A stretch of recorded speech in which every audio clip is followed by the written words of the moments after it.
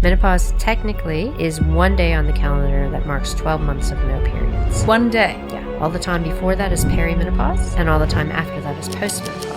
What age roughly does perimenopause start? From 32 to 35. See, that blows my mind. Stacey Sims is an exercise physiologist and nutrition scientist whose research on female physiology has revolutionized how women train, fuel, and perform, empowering them to optimize health and fitness. I was classified as a geriatric mom because I had my daughter when I was 38. But then afterwards, I had really bad postpartum depression. But was it postpartum depression on its own, or was it perimenopause that was coming into play? Are there specific times within a woman's cycle that we should be adapting our training to? There's a lot to unpack there because of the science that's come out over the past maybe 5 years. Creatine. Best thing out there. I knew you'd say that. Over the course of 3 to 4 weeks of consistently using 3 to 5 grams every day, you get that full saturation. Muscle works better, brain works better, guts better, because anything that has a fast energetic requires creatine. We have this conversation that women are delicate petals when they're on their period. I really want you to understand how you feel across your menstrual cycle and not listen to the rhetoric that we've been fed for so many years. I was really aware when you sat down, you said, how many comments am I going to get on how I look this time? How does it make you feel when you read crappy comments online about how you look? If I was a guy and I was going against the grain, I wouldn't get those comments.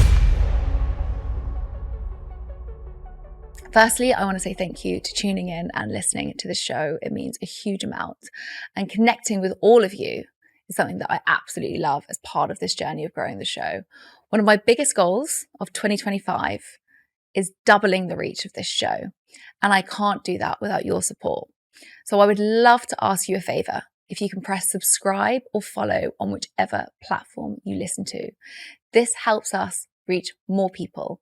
And for me, elevating women in science is so fundamental and ethical and scientific information. So if you feel the show empowers you and gives you the information that you've been seeking, I would love to ask a favor in return and to hit that subscribe button and help me reach the goal that I've set for the show of 2025. Thank you. Stacey. Hi. We're in the same room. I know, it's great. Welcome to Live Well, Be Well. Thanks. I'm so excited, but the listeners are probably more excited because our first episode that we did not that long ago just blew up.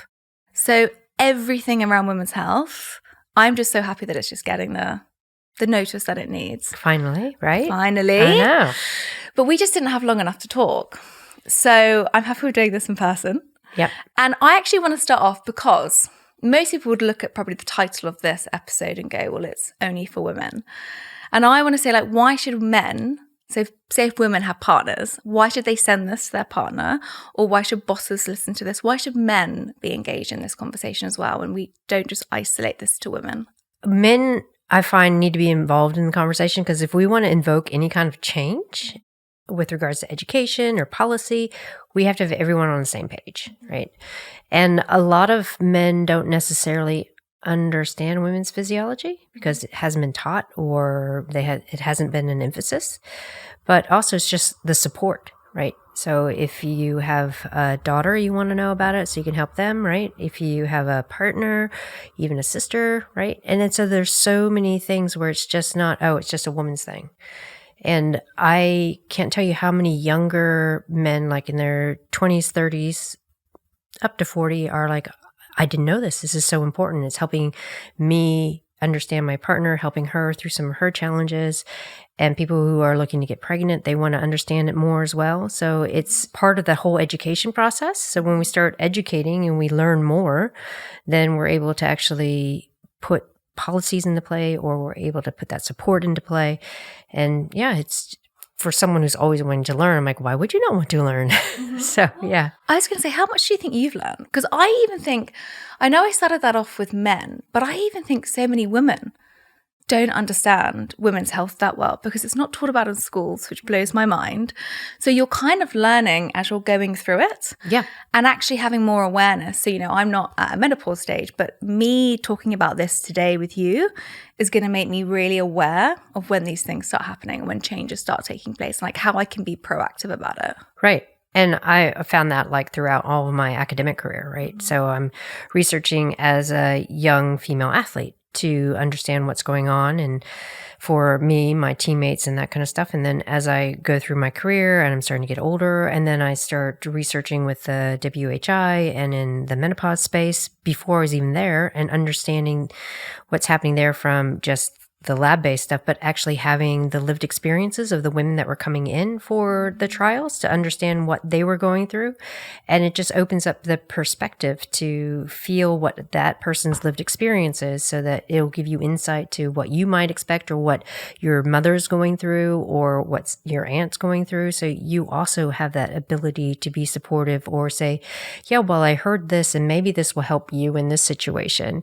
Or maybe it won't, but just know that you're not by yourself. Everyone who menstruates will go through postmenopause. Yeah. And these are the things that we all need to be aware of, instead of just saying, oh, no, that's someone else's problem. It's so true. I think you being in this field and going through, the stages of a woman's life, what's been the most profound thing that you've learned that's also affected you during this journey with all of your research? Yeah, I think it's stages, right? So I kind of laugh at the books that I've written and published with Celine. It's like, well, the first one came out and was all more geared towards the athletic endeavor through the lifespan, especially reproductive years and pregnancy. It's like, well, that was at the tail end of my athletic career, and I had become a new mom, and then we had one chapter on menopause. And that was in there because I had finished my postdoc at Stanford and I was still working in that space. It's like, well, we need people to be aware of this as well. And then that blew up because there were so many women who were maybe 5 or 6 years ahead of me who I knew from racing. Like, wait a second, what about us? So then we were like, okay, well, now we need to write this book to get people aware of that. But now I'm focusing more on puberty because I have a daughter who's 12 and her friends and all the things that aren't understood there as well. So it's like the whole phase. And every time I go through something, I'm learning. I'm learning from what's out there in the research. I'm learning what's not being researched and what needs to be, what language is being used, and if it's negative or more patriarchal, and how we can switch that. And it's all about the positive spin and the positive empowerment about it.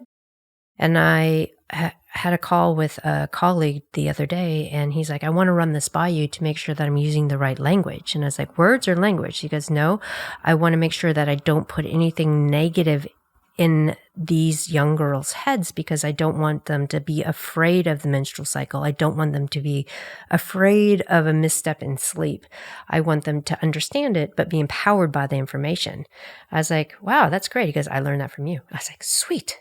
So, yeah. I mean, it's so good because, I want to talk today about kind of the life cycle of women, from the very beginning, from understanding our menstrual cycle to going to perimenopause, to going to menopause, to also going to after menopause, like the light on the other side. And I say the light on the other side because I know that there's, from what I've heard, it can be a journey, but I want to kind of also talk about kind of the after part as well. And that was a really big highlight on comments that we had actually from the last one we did together, because the last one, if anyone wants to check it out, we spoke about zone 2 training, we spoke about intermittent fasting, we spoke about calories in, calories out, nutrition and diets. We really covered so much, but we just didn't actually speak about the women's life phases, which I think is really critical. And as you're talking about puberty, this just came to my mind. So I remember at 13 when I started my periods, and I had really heavy periods, and do you know what happened?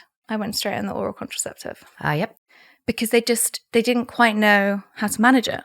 Right. So for me, I started from such a young age, not for the reasons to not get pregnant, but because it was to manage extremely heavy periods. Yeah. And unfortunately, it's common still. Mm-hmm. Yeah.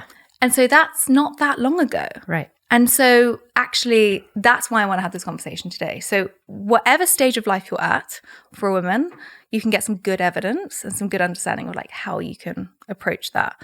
So thinking about training on cycles. Yeah. Because this has become quite a big thing. Right. Right. And I'm really aware of what is going to be factually correct and what's not factually correct. Right. Because I think it can be quite a nuanced area. So are there specific times within a woman's cycle, maybe the high hormone cycle was the luteal phase that you mentioned, that we should be adapting our training to, or should we just be more intuitive with our bodies? Is there actually a specific time to be better at weight training or recovery, or is that more of a myth? So there's a lot to unpack there because of the science that's come out over the past maybe 5 years. Okay. So we look at the earlier studies, it's all molecular based, right? And we see that in the low hormone phase, where the body is very stress resilient or becoming very stress resilient, we have better availability for building muscle and our core temperature is lower. We're able to access carbohydrate better. We can hit higher intensities. When we look from a mood and a cognition standpoint, we have more aggression and we're better reaction time. So all of the things play into being able to do high intensity and train really well. And then this is what, like day 6 to 14? even day 1 to 14. Day 1. So when you're on your period? Yeah. Yeah. Okay. Because your hormones have dropped. Right. And people are like, but I feel like shit the first day of my period. Well, yeah. So that's where we look at the lived experiences. Okay. Then when we look after ovulation, from a molecular standpoint, we see all these changes with metabolism, where your body can't access carbohydrate very well because it's really taking carbohydrate that you're eating to create a very lush endometrial lining that's thick with glycogen. We also see that there's increase in protein needs because progesterone is very catabolic, breaks things down. It's all about building tissue. That's how everything originated with the whole cycle syncing, where you're doing X in the low hormone and X in the high hormone. But the caveat is ovulation. Right. So if we don't ovulate, then we don't have those changes.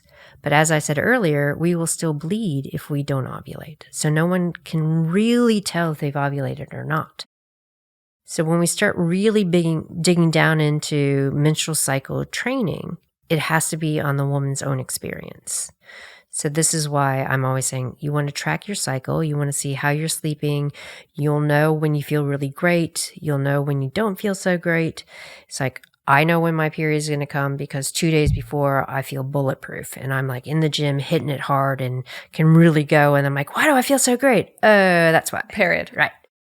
And then other women are like, how can you do that 2 days before? Like, I just don't get it. And it's when the hormones are actually dropping or when they have dropped. Yeah. So this is where you start to really dial in and say, okay, well, I know the first 2 days of my bleed, I'm really lethargic. That's me. Yeah. Yeah. So I'm not going to plan any super high intensity days or try to hit heavy loads in the gym because I just don't want to put my body in additional stress. As you go through and you're like, okay, well, the first few days feel really lethargic, but I know that by day 4, I'm pretty good. So that's when I'm going to start scheduling in some more high intensity stuff. Or maybe I haven't been training and those are the days I'm going to prioritize going and doing what I want to do in the gym or outside or whatever it is. But what I don't want people to think is that, okay, I know my patterns and I know when I feel really good and when I don't, but I don't want people to say, well, I can't do that because of my period.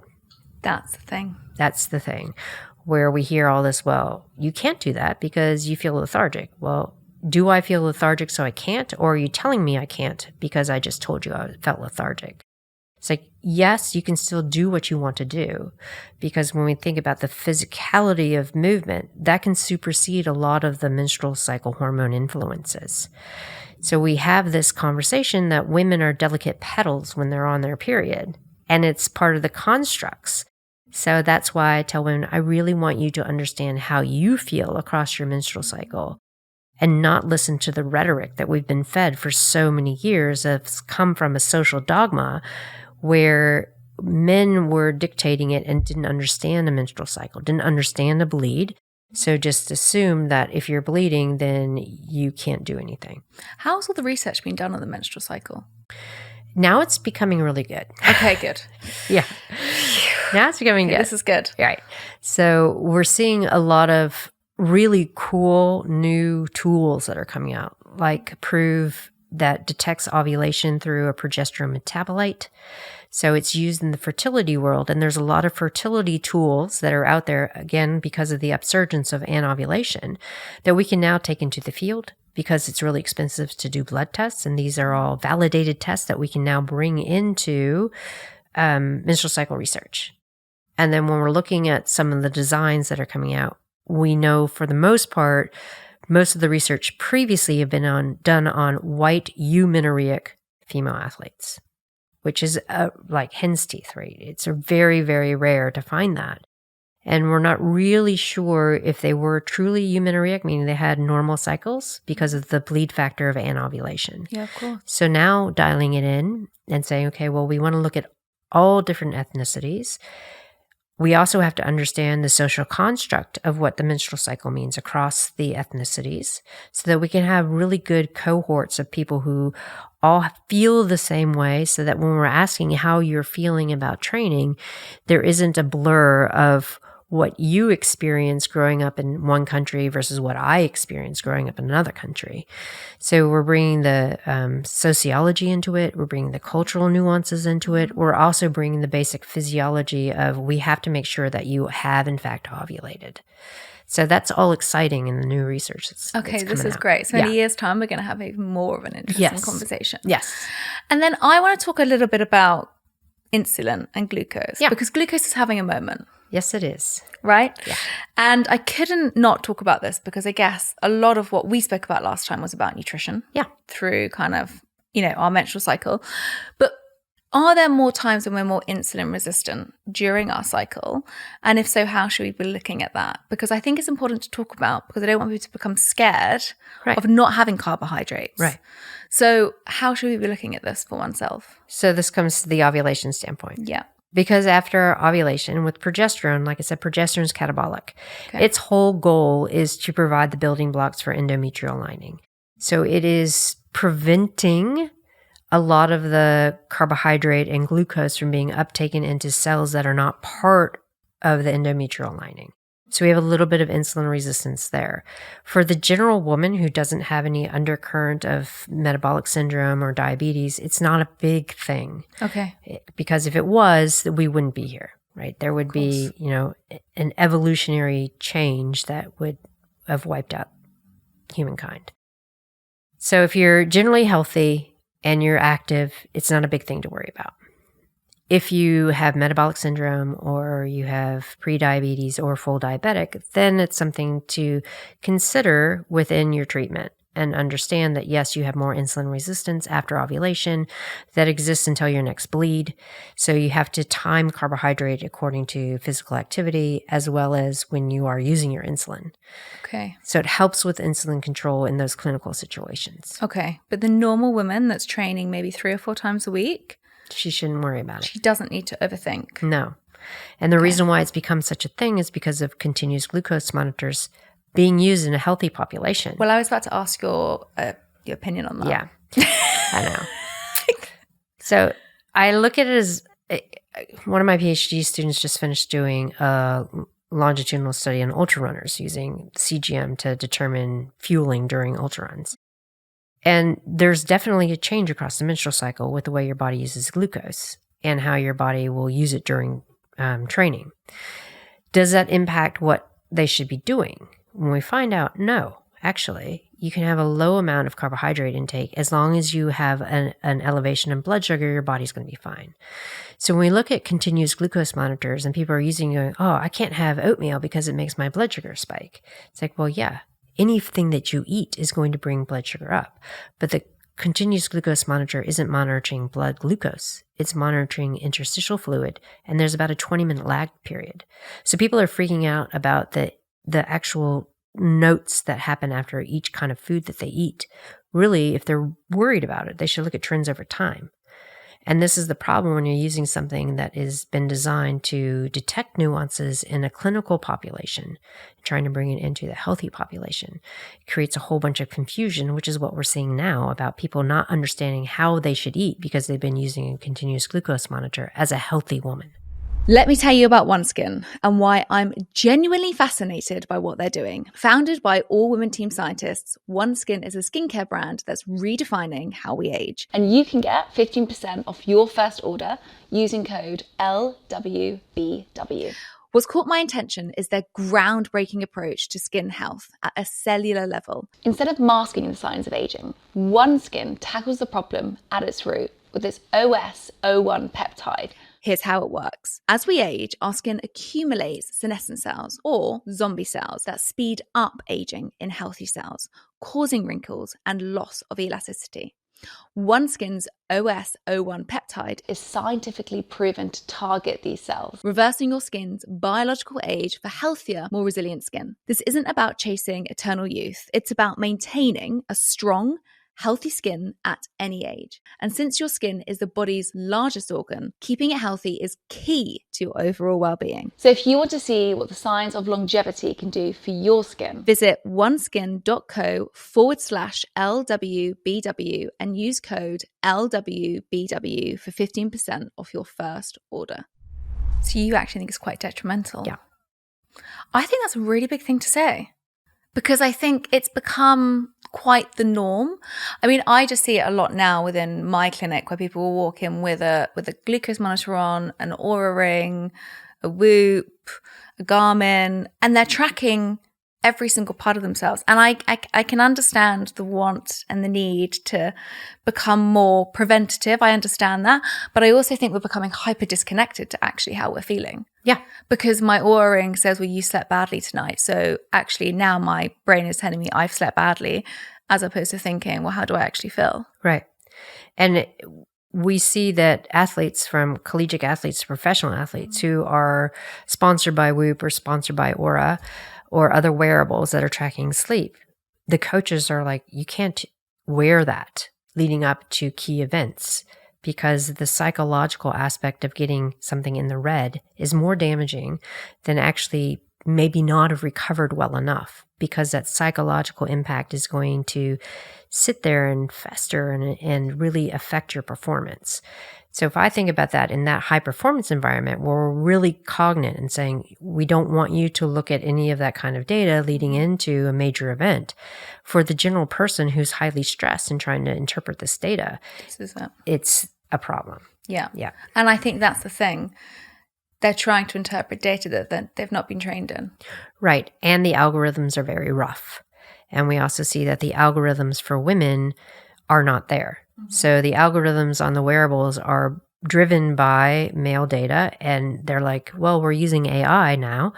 AI is learning from existing data, which is perpetuating the misstep in health management between different ethnicities, the different genders. And so when you're getting this data all the time, it's not truly representative of a female physiology and how a woman is responding. Well, this is the biggest thing, isn't it? Because none of the scientific research, maybe 5 years ago, was really done on women. No. And I think that was the first part of our conversation, which I think is really important. It comes to another question before I move on to kind of perimenopause, which I will get to, is around the immune system. Because is it true that we have kind of more resilient immune system around 12 to 13 days around ovulation? Yeah. I find that quite fascinating. Why? So if we look leading up to ovulation, our body's really, really good at fighting off virus and bacteria. After ovulation, there's a change where we have more of a pro-inflammatory response. And the reason for that is the biological doesn't want the immune system attacking a fertilized egg, understanding that it might be a pathogen. So there's a change in the immune system. So you're very stress resilient, and you're trying to maintain that stress resilience. And it's all about developing a really good egg for release. And part of that is keeping the body healthy. So it's really on target for fighting virus and bacteria. But then after ovulation with pro-inflammatory, it's all about, okay, let's invoke a fever, or let's invoke some inflammatory responses to fight off anything that's coming in for infection, because we don't want to have the immune system attack a fertilized egg. This makes so much sense now. Okay. And then the last thing I want to talk about is coffee and training, because we spoke about this a little bit before, but so many people were talking about this. So when is the kind of optimized time? So I'm talking about, a woman who isn't perimenopausal yet or menopausal, maybe in her 20s or 30s, who is training. When is the most optimized time to have a coffee, and how should that coffee be? This is a genetic question. It doesn't have to do with if you're a male or female or lifespan. It's genetic. Okay. So if we look at the actual alleles or the genes, we see that you can either be a fast metabolizer, which means that the caffeine goes through your system, gets broken down really rapidly. You could be a slow metabolizer, which means it stays and prolongs really for a very long period of time. So if you're thinking of the people who can't have an espresso afternoon because they'll be up all night. And then you have individuals that have an allele from both fast and slow.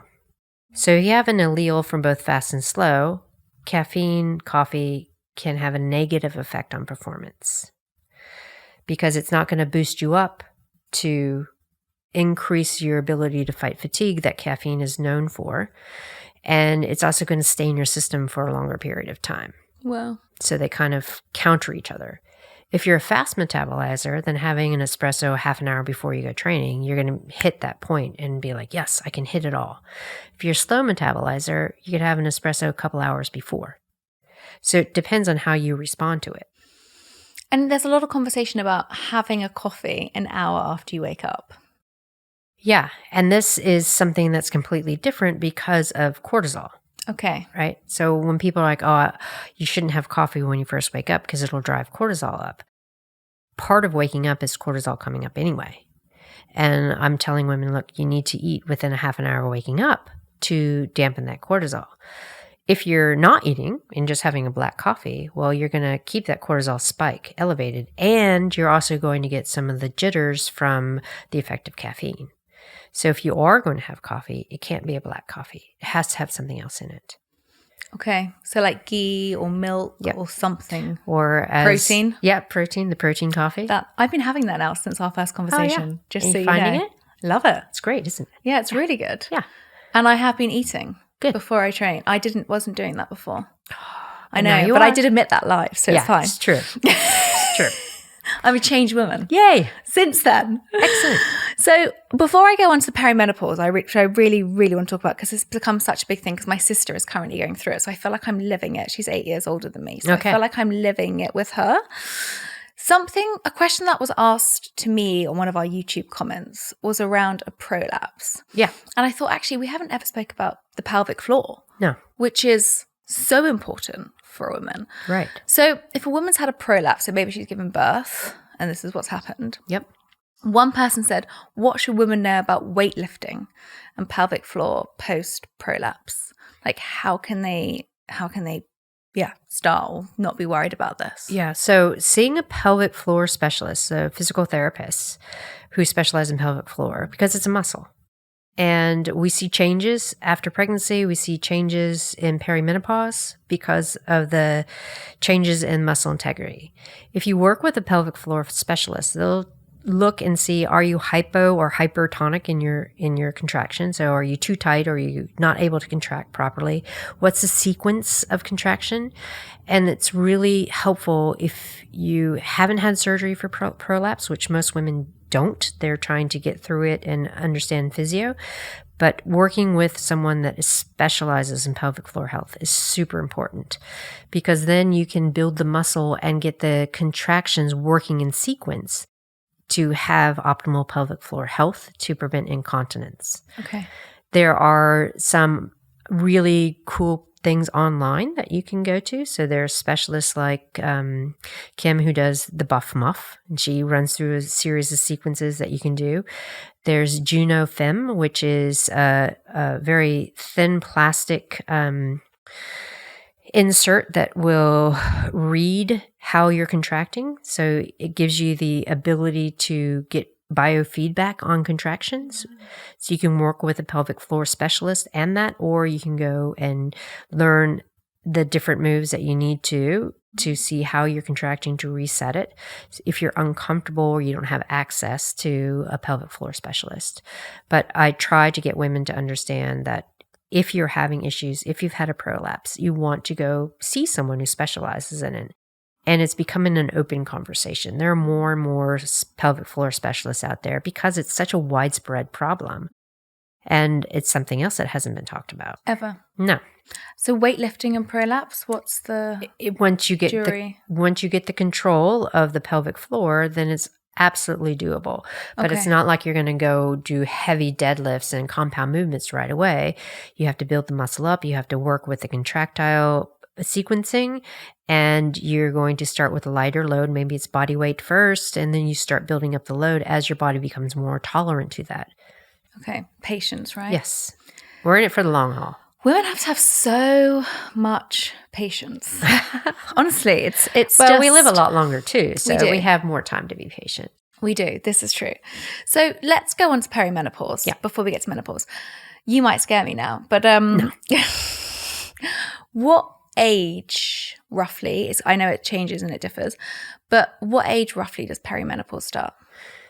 Anywhere from 32 to 35. See, that blows my mind. And So people I'm in don't that realize age bracket, right? Yeah. People don't realize it. Okay. And one of the things that I say all the time is like one of the major, I guess, representatives is a woman who's between the ages of 35 and 40, goes to the doctors like, I'm having all these problems, like I'm putting weight on, or I'm not sleeping well, I'm losing muscle, I feel like I'm waking up squishy overnight, I can't relax, I'm tired but wired. And physicians who are not that well versed in perimenopause will say, well, it's because you are a career-driven woman. You might have kids, you might have older parents, you might have a partner who's also just as busy, and it's stress. So here's a serotonin reuptake inhibitor to help. Good old SSRI. Right.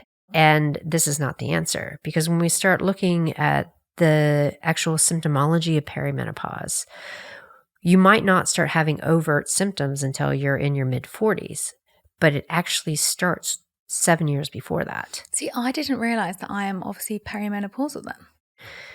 This is where... I'm in that bracket. Yeah. 32 to 35. Yep. And so when we're looking at anovulatory cycles, this is where we start to see more and more anovulatory cycles that are occurring, and this is what's driving the perimenopause. Wow. So I think when people hear that, I naturally think about, I guess, kids. Yeah. Right? And, your fertility start dropping. Yeah. And so that's quite aligned with perimenopause. Yeah. Okay. And it's not something for people to freak out. We see this again from textbook and medical text, but that doesn't necessarily mean that you are perimenopausal. Okay. Right. So it's the I average don't feel it, but Yeah. I guess maybe I'm not aware of it, and that's why we're talking about it today. Yeah, possibly. Maybe I'll leave this and think I am. Yeah, maybe not. But I mean, like I was classified as a geriatric mom because I had my daughter when I was 38. Why do they use these terminologies, by the way? Because I was older than 32 when I was pregnant. Wild. I know. Geriatric. Yeah, I was a geriatric mom.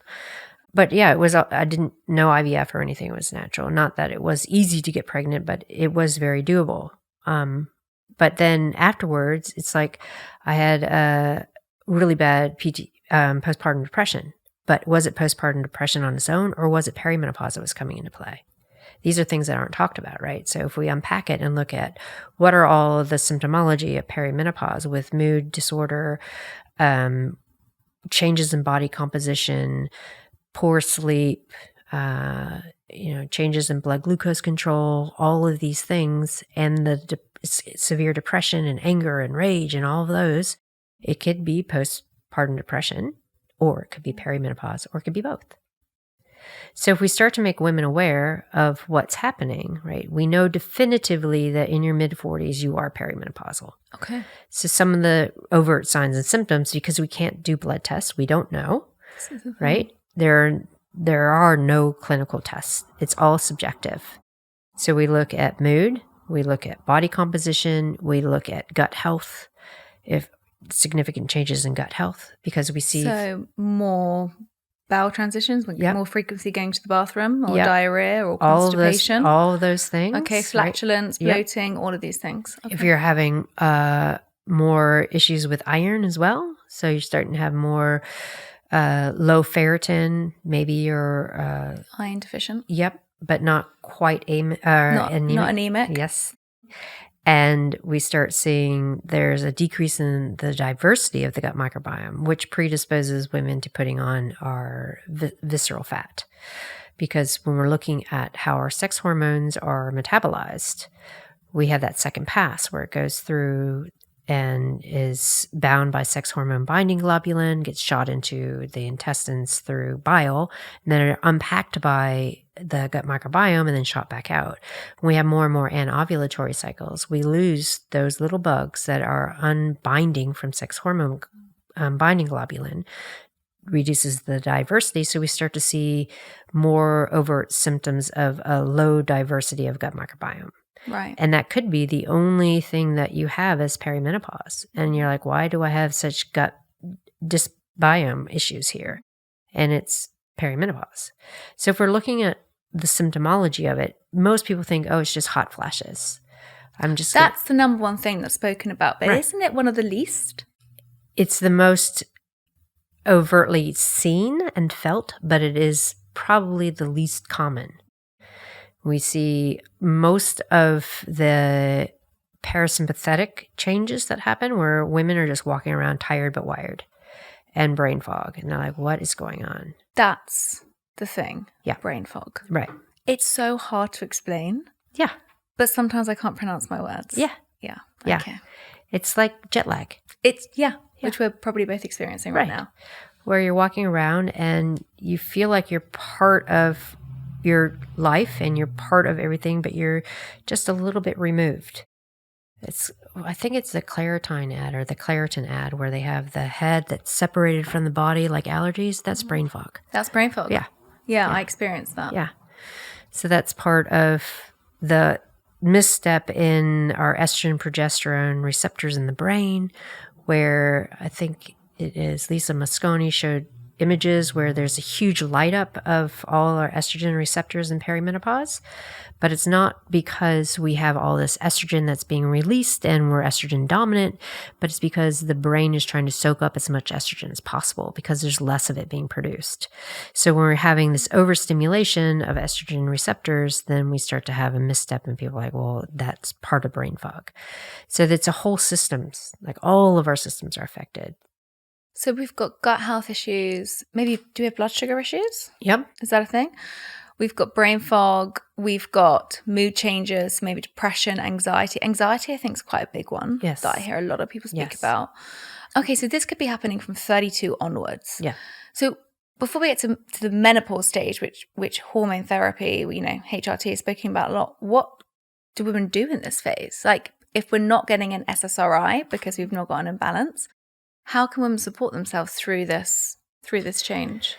Yeah. So exercise physiologist, I look at that. And I look at environmental stressors before we go down a pharmaceutical route. So if we're looking at all the systems in the body that are affected, and we see from a metabolism standpoint, we are more insulin resistant.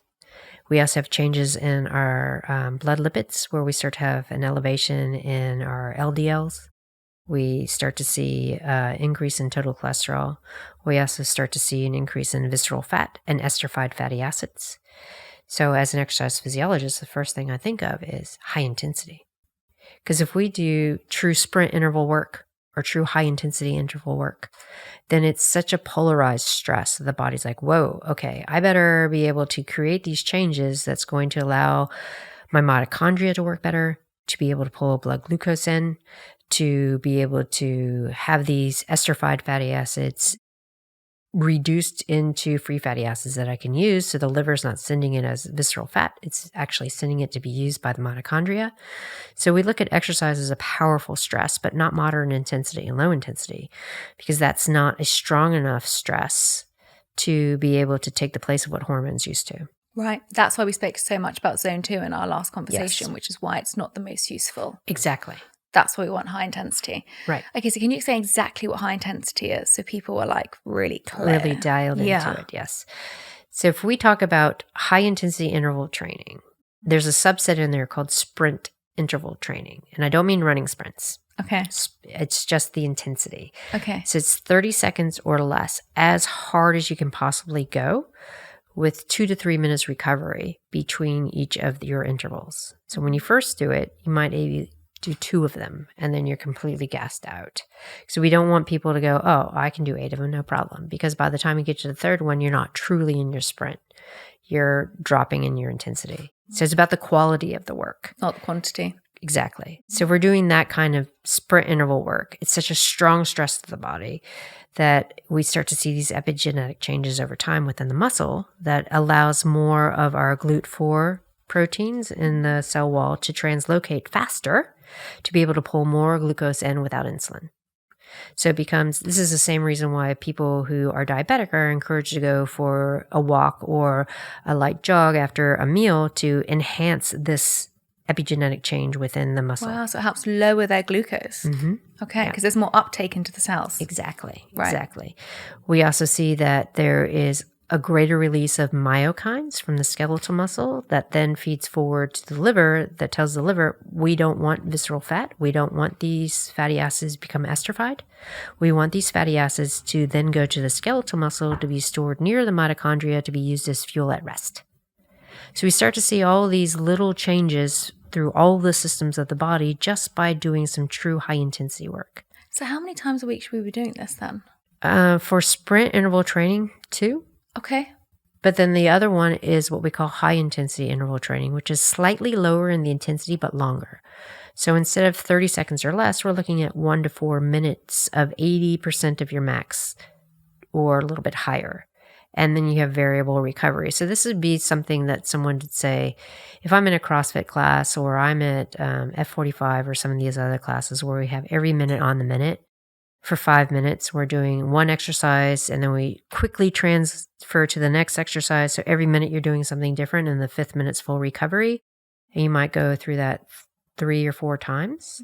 That gives you, your 20 minutes of high intensity work, but it's true high intensity because it's 40 seconds of a blast of about 80%, 20 seconds slight recovery as you're transferring to the next exercise, 4 of those, and then 1 full minute off. Right. So this is true high intensity. It's not actually doing an Orange Theory class. It's not actually doing an F45 because those movements are so rapid and you're going so quickly for 45 minutes that you are just sitting about that 70% mark. Okay. Which makes you feel smashed and people think they have a really good sweaty workout, but it's not truly high enough of intensity to invoke the change that we want. Right. Gosh, that's so interesting. I think we had this conversation last time where we're talking about how women feel like they have to be smashed every time 100%. They go training. Yeah. And that's not what we're after. No, because then also I think when you're super fatigued, you just don't feel great in yourself. Right. Right. So how long should these workouts be lasting? So if we're looking at a sprint interval, I often piggyback them on with a strength training session because strength training is the other thing that we have to really be conscious to incorporate. If we were to choose between high intensity work and strength training, the big rock is strength training for women. Okay.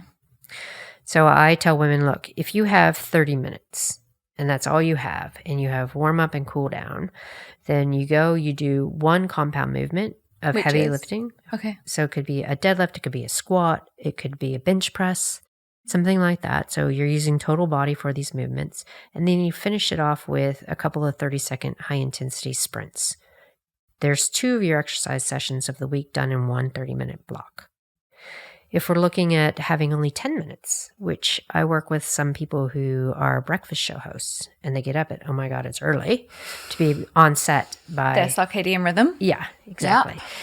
And I'm like, okay, well, you can get up and you can do a couple of 30-second blasts and then get on with your day. And then at the end of the day, that's when you can do your lifting. So there's ways of breaking it up, and we want to really polarize, but it doesn't take a lot of time. Okay. So they're the things that we want to be looking at. Does this change when you go into menopause? So this formula? So this is the thing. We want people to set up all the habits in perimenopause to help them with all the hormonal changes, but it also benefits postmenopause. So if we start the habits early, and then we're setting ourselves up for better bone, better muscle, better brain health. And so then when we get into postmenopause, we already have the strong bones and muscle integrity to keep going. Okay. What changes is the load and the relative intensity because that's more of an aging factor. It's not a physicality of all of a sudden I'm 60 and I'm postmenopause. I can't do this anymore. If you're 60 and postmenopause and have never done any of this, it's not too late to start. It's all relative. It's all relative. But when we look at bone health, we look at muscle integrity, especially we look at the sex differences of cognitive decline. And which are? We see there's a greater incidence of Alzheimer's and cognitive decline and dementia in women. Well, it's also the biggest killer in the UK. Right. So we look at what's happening there. And a lot of it is a combination of metabolism in the brain, of a lack of lactate metabolism. Because if we talk about our zone 2 training from last time, we know that women have more of the endurant fibers and have more of the capacity for using free fatty acids. And we start to lose our fast twitch fibers that produce lactate as we age. This is another reason why we want to do the high intensity sprint work, is so that we maintain them. Because the brain needs lactate to work well. If we don't have lactate and the brain doesn't understand how to use it, we're losing a key metabolite for brain health. And this is one of the things that we're seeing as a precursor for cognitive decline. The other thing is strength training, as I mentioned earlier. Yes, it's really great for bone and muscle, but it's the neural stimulus and neural growth patterns that we get from strength training that really does help reduce the risk factor for cognitive decline in Alzheimer's. So when we look at what are we doing in perimenopause to benefit our bodies and our minds while we're having such severe hormonal shifts, we're also looking at the eye of longevity. Because if we start the high intensity work, or we're doing the high intensity work, it's great for our brain. Okay. We do the strength training, that's great for our brain, our bone, and our muscle. What about marathons as you're getting older? Yeah, I know. People love them. And I tell a lot of my, I'm endurance, did Ironman, I did 20 marathons, Forest 20, all of those things. You did 20 marathons before you were 20? Yeah. A little bit obsessive. I got That's into wild. I know. How many did you do a year? I can't bypass that bit. How many did you do a year? I think my first one, I did my first one when I was 16, I think. And then when I got to my undergrad and I was rowing, there was a group of us that we called the Gamers Club, where we would just go do any kind of thing just because we wanted. So we did Head of the Charles, and then on the way back, we're like, hey, wait, the marathon's up there. Let's go do that marathon on the way back. So yeah, we'd go do that. Not necessarily on any training. And then it just became this thing. We're like, okay, let's go do this. Let's go do that. Not all of them were official races. We do something just like ran them for a laugh. Yeah, like run across the Golden Gate Bridge to Sausalito, have lunch, run back. So that's a 30-mile run or something like that. So a lot of that kind of crazy stuff. So that's wild. But now, so say if I was going to go and do a marathon now, you'd say no. No, I wouldn't. You wouldn't. I would not. Okay. Say no. I don't want to take anyone's soul food and love of endurance away because I fully understand it. So we have to look at the kind of training. But would you run a marathon now? I would not, because I've done so much of it. Okay. I don't enjoy long distance anymore, unless it's bike riding. Okay. And then those two will tell you that And then- she's gone forever, because I love it. But it's about the type of training you're doing. Okay. So we can incorporate heavy lifting into a marathon program. When we're looking at the type of track intervals that you're doing for speed work for marathoning, there's ways of incorporating true high intensity work, like 800 reps for increasing your running economy for marathon. So when we're looking at a marathon training program, the 6 weeks from couch to marathon, all of that again is based on male data and what has worked in the past. But when we start manipulating it and going, okay, well, I still have a regular cycle, so I want to really dial in my hard training days with how I feel. And on those hard training days, I want to make sure that I'm hitting the high intensities or I'm doing a true tempo run. But by the nature of being XX, you don't have to do all the volume that people tell you need to do for marathon training. Okay. So when we look at a marathon plan for women, we need to start looking at their physiology and understanding that as we get into our 30s and early 40s, we don't have to spend so much time on volume. We need to look at tempo runs. We need to look at doing some track workouts, some hill work, some strength, because all of those feed forward to finishing the second half of a marathon really well. Okay. Yeah, strength's quite important when you're training for a marathon, Very isn't important, it? Especially because women have weaker Achilles.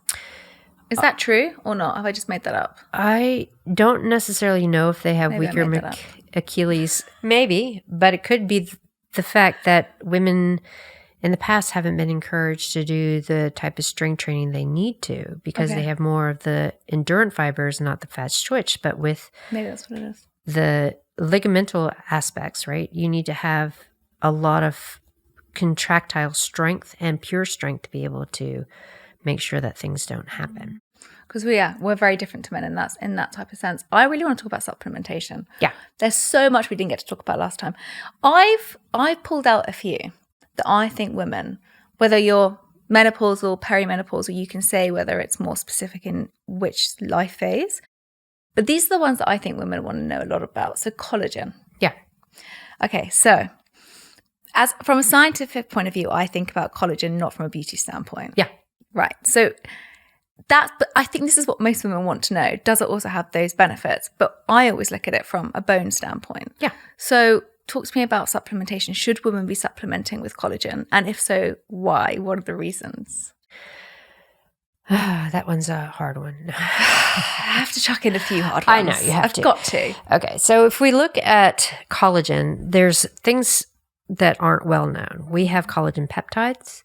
We also have native collagen, which is the whole molecule of the collagen. If we look at collagen peptides, because they're small bits of collagen, they're actually absorbed and can go to target tissue. And we see that there is evidence that if you're using type 2 collagen, which is joint specific, and you're using peptides, they can actually go and they can help attenuate the decline of some of the cartilage. So it does help with joints. If we look at using native collagen with that, native collagen or the whole collagen molecule is not absorbed, but it causes an immune response. So then you are getting an immune response that's telling the body not to attack the cartilage. So there is evidence to show that if you're looking at type 2 collagen specific to joints, that it can help with reducing the degradation of cartilage. It's not going to stop it, but it's going to help reduce it. Okay. When we look at the type 3s and 1s, which is the most common that's out there, that doesn't do anything for joints. That's your hair, that's your nails, that's some of the structural stuff around your intestines and organs, but it doesn't help with joints. Right. But when you look at most of the stuff on the market, and you're seeing things like Vital Protein, collagen protein, that's not protein that goes to our daily intake of protein, because collagen does not count as our daily intake of protein because it's structural. It's only one of the amino acids. Right, because it's structural. And they're always type 1 and 3. So they're like, yeah, you can take this supplement and it really benefits your joints. And it accounts for your protein intake. It's like, no, it doesn't. 1, it's the wrong kind of collagen. And 2, it doesn't count for my protein intake. So do you say don't have collagen? Or if you do, you don't have it as your protein intake? You don't have it as your protein intake. But if you're someone who has a family history or has a diagnosis of osteoarthritis, then it can be beneficial to use type 2s. But you have to be very cognizant that you want type 2, peptide, and native. Okay. And it's hard to find. So you have to do your due diligence to find it. Any good brands? No, I can't say that because it's global, right? Every country's a little bit different. Okay. And what about, I mean, I know it's not your area, but on the beauty side of things, because women are going to want it. I think women buy it for that reason as opposed to the bone density. Yeah. And when you're seeing people using collagen, the type 1s and 3s, then yes, they get strong nails, they get lustrous hair, all those kinds of things. When we look at vegetarian and vegans, and they're not getting collagen, and you see this vegan collagen, walk away. Because there's no such thing as vegan collagen. There's a collagen booster, which is copper and zinc and vitamin C. You can use that. That's going to help your body's own production, but it's not going to be like ingesting collagen. So the jury's out on collagen. Yeah. We think yes, but very specific on what type. Right. And it's not going towards your protein daily intake. Correct. Because it's only one of the amino acids. Correct. Okay. Magnesium. Yes. This is a big one. Yes. There's lots of types of magnesium. Yes. This is not talked about at all. So can you give your outtake on magnesium and which one should women be looking at? Yes. So there is some data that shows that magnesium is beneficial for sleep. And this is primarily because of our muscle contractions, right? So we want to have a relaxation of everything. So if we have enough magnesium to support brain and muscle, then yes, we can get to sleep. We need one that crosses blood-brain barrier to help. And this is a biglycinate. There's only one. Yep. Isn't there? Yep. So when you're looking at your magnesium supplement, you don't want to go for, oxalate, because that's a laxative. Right? So you have to be very conscious that you want to look for a biglycinate or a glycinate. Okay.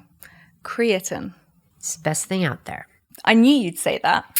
Okay, how should people be looking at creatine, and how much should they be taking? Yeah, so your body naturally produces around 2 grams a day. If you have a diet that is meat-oriented, then you're also ingesting a lot of creatine that way.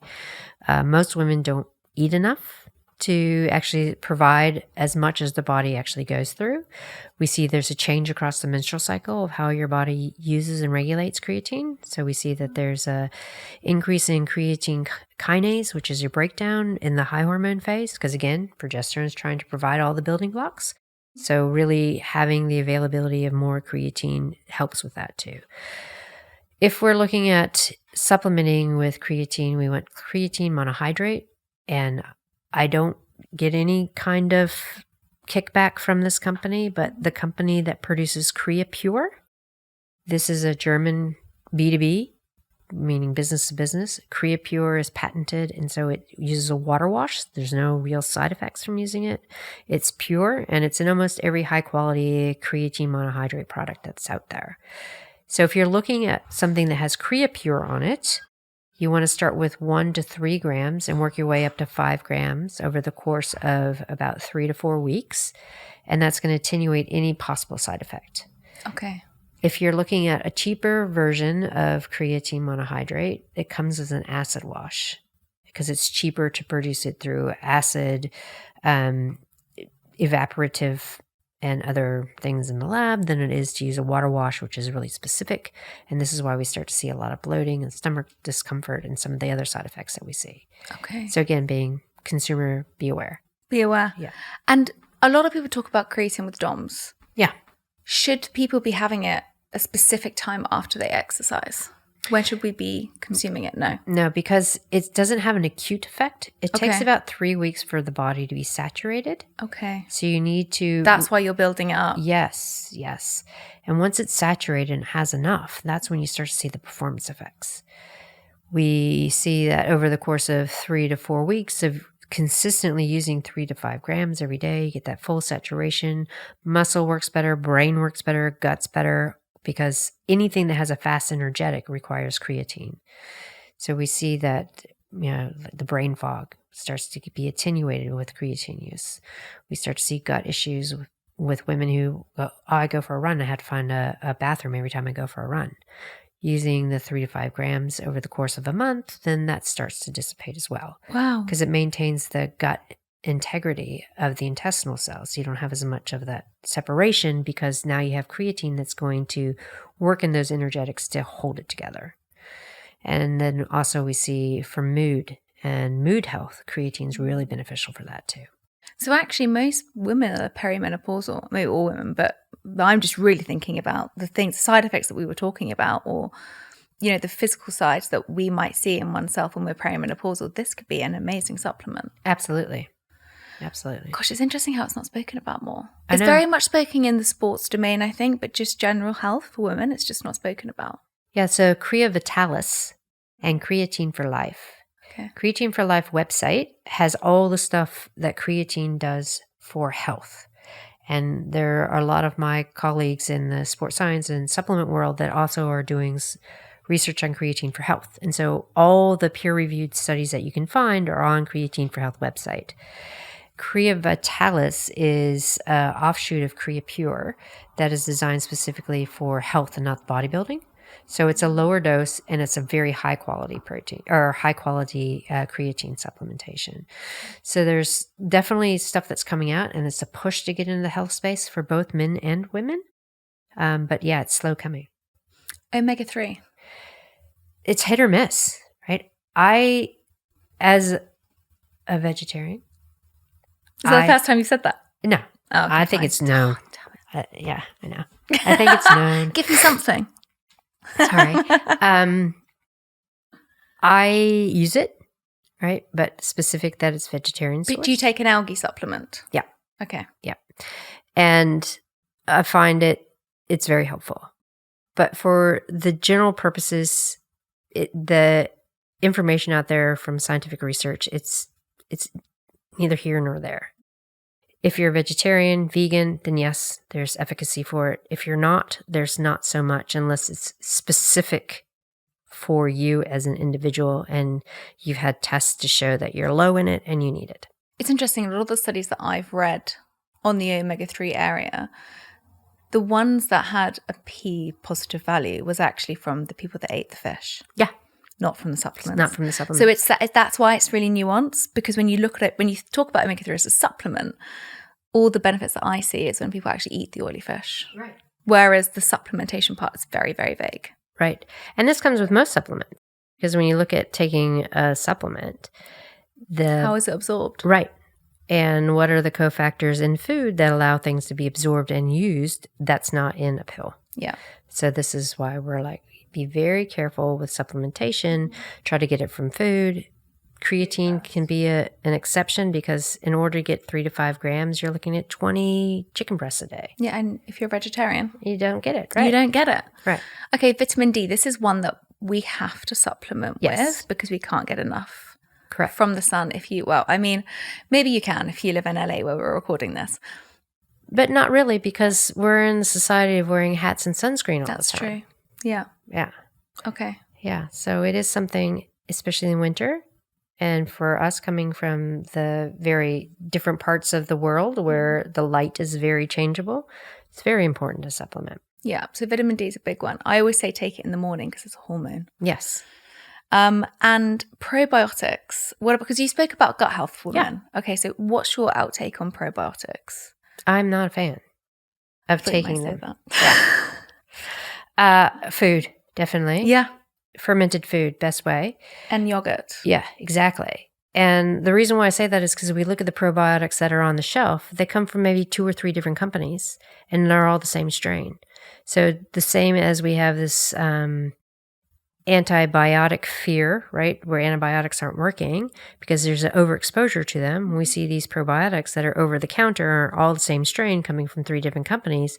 It's going to create even more problems than not having them, right? So I'm like, fermented foods for your probiotics, lots of fibery foods for your prebiotics. You're not using supplements for either one.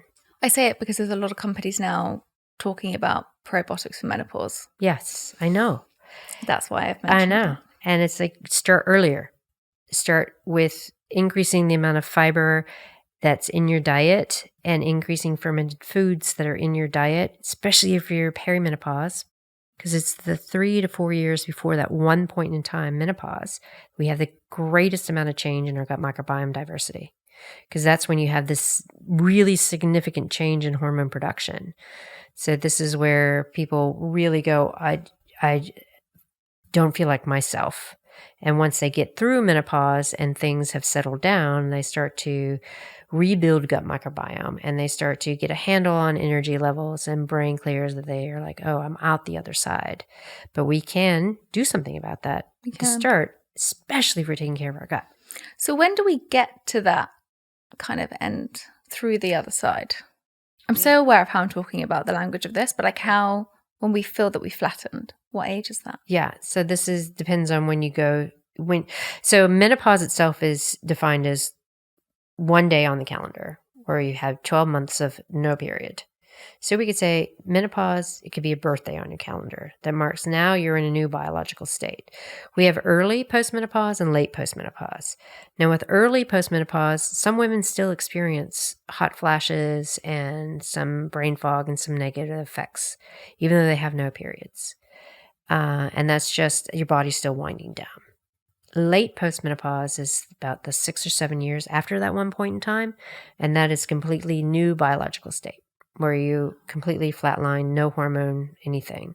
So how you go through perimenopause and hit that one point in time and how your early postmenopause, that's going to dictate what you need to do. So your menopause is 12 months. So it's still perimenopause. Okay. Menopause is 1 day. 1 day? Yeah. Menopause is 1 day? Yeah. That's what I mean. Like menopause. I've never heard that. Menopause technically is 1 day on the calendar that marks 12 months of no periods. All the time before that is perimenopause. And all the time after that is postmenopause. So menopause is 1 day? 1 day, yeah. I don't think people think, well, maybe it's just me that No, didn't know it's about that. common where people think peri and postmenopause is all menopause. Yeah. But perimenopause, you have early perimenopause, late perimenopause. Then you have the 1 day on the calendar that's menopause. And then you have early postmenopause and late postmenopause. And what's it like in postmenopause? I'm not there. I don't know. But Okay. generally. And from all... Because I don't think people talk about this part. No, they don't. They don't. And I was like, maybe it's important to just To put it out there, put yeah. it out there. Yeah, so from research, lived experiences, like being in the lab, talking to women, Yeah. friends who've gone through it on the other side, it is when everything settles down and it's new clarity, and then you know how your body's going to behave. And you can get into good sleep. You can build muscle. You can be confident in what you're doing. But most say they wish they had started earlier so that they are getting through perimenopause in a much better mental and physical state, so that when they actually hit the other side and they're in postmenopause, that they can kind of hit the ground running. That sounds quite a nice phase. Yeah. Which is quite nice. I always feel like it feels very heavy. And I'm really aware to not want this conversation to feel heavy for women. Right. But it's quite nice thinking that that's quite a calm end. Yeah. And I think, again, it's a sociocultural construct around menopause, because if you look at popular media, you look at just TV programs, movies, women age out at 40. So they're, you don't really see the other side. Did you see Demi Moore I know. getting her Golden Globe? I know. Exactly. She's in her 60s. I know. Amazing. That show Golden Girls, Yeah. it was on one of the Nick at Night reruns or something last week. And the average age of the women that were playing the Golden Girls, besides the mom, Estelle, was 52. But they all were made to look old and dowdy because that's what people thought menopause was about. So if you have that as a representation and that's what you've grown up with, and then in the media, people are saying, oh, menopause does all of these negative things to you, it becomes quite a scary endeavor where people don't talk about how you can get through this, and it's a natural process of life, and you get to the other side and it's still beneficial, and you can still have life and keep performing well and just expanding. And that's why we're having these conversations, to make women aware that it's not something that happens to you. It's something that does happen, but you can actually do things to keep your life intact and navigate through it. But you do have to be willing to change, and you also have to be willing to embrace the uncomfortable. What I mean by that is embrace the uncomfortableness of high intensity work, resistance training, changing the way you're eating, because our society is so ingrained into being so comfortable in the right environment, doing the same thing every day, that when we start to invoke change or being uncomfortable, it's scary. Yeah. Yeah, well, change can be scary, but change is growth. Yes, exactly. In my mind, anyway. If something's not challenging me, then I never feel like I'm growing. Right. I'm quite easy. You're always learning. I'm always learning. Can I ask personally, like for you, like woman to woman? Yeah. What has been the most hardest part and also the most enlightening part of going through this? For me, it is the mood changes. They not ever like having that fine line of depression and anxiety and not being able to use the same tools to come out of it. So having to dig in and understand cognitive behavior therapy, all of these kinds of things, and really try to boost it to get out of it, because it's not just me that it affects everyone around me, including the closest people to me that have experienced some of the less than ideal things. From a physicality standpoint, it's been hard because I've been an athlete my whole life. And now it's like, well, I can't necessarily do all the things I want because joints and joint pain and that kind of stuff. But that's just part of it. Is it aging? Is it perimenopause? But it's just reassessing. What can I do? I can still move. I'm still going to move, but I'm not going to go try to train for marathons. One, I don't feel good when I do that. The long, slow stuff doesn't feel good. I don't feel empowered from it. It takes a lot of time. It just makes me tired but wired.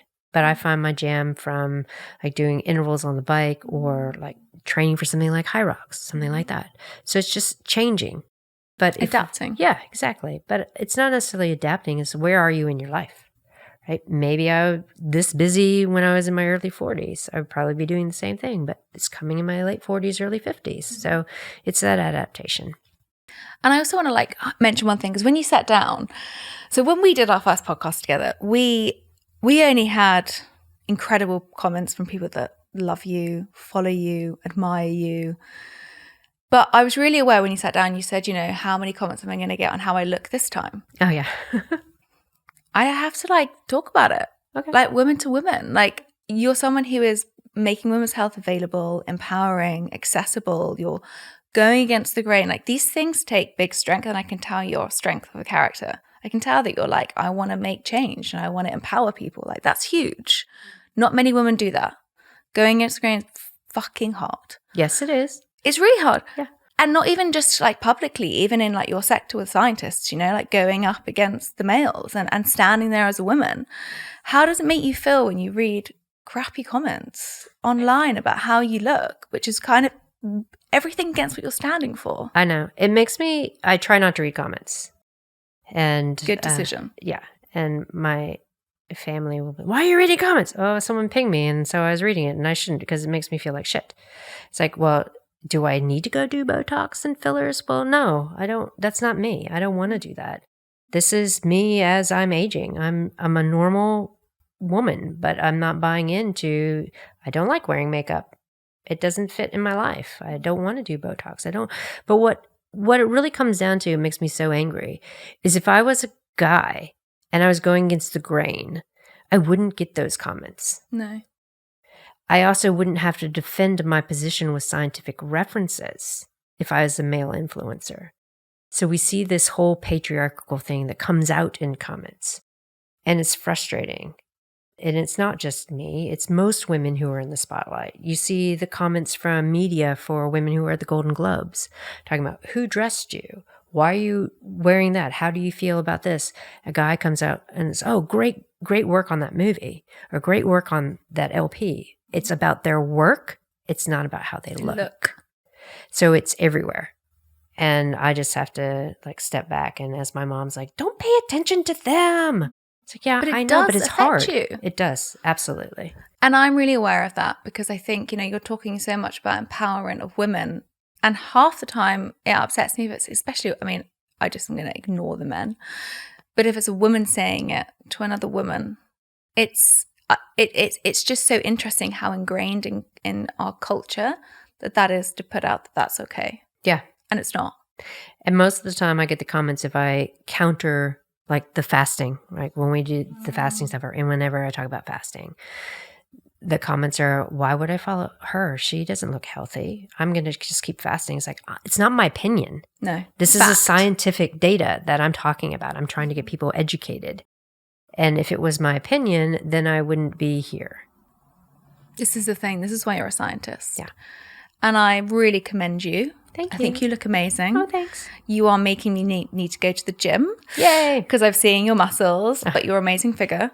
And I think it's just, yes, you are bringing a scientific fact, but you also live what you breathe. And I really admire that. Oh, thanks. And I really admire sitting here as a woman talking to you about this, because it's given me confidence that this is a journey, but I'm so much more inspired with facts and science after you coming on. So thank you. Oh, thanks for having me. And I commend you. Oh, thank you. So thank you for being amazing. You look fantastic. Oh, thanks. I will delete any comments where it says different. Thanks. And I know I asked this before, but I'm wondering if it's changed, and maybe I'll go back and look, because I didn't look.